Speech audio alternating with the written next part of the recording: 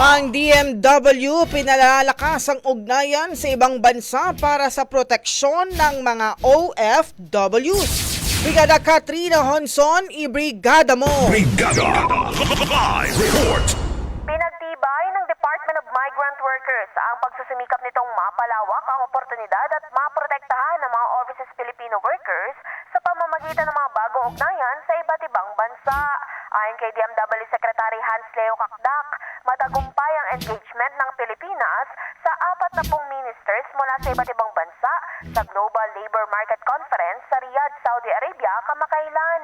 Tinalakay sa sinabing pulong ang lumalaking pangangailangan para sa skilled Filipino workers, lalo na sa healthcare, hospitality at construction.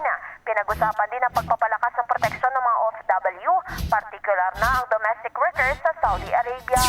Bukod dito, nagkasundo din ang ahensya at Saudi Arabia na magtulungan sa isang proactive monitoring system upang mas mabilis na matulungan ang mga OFWs.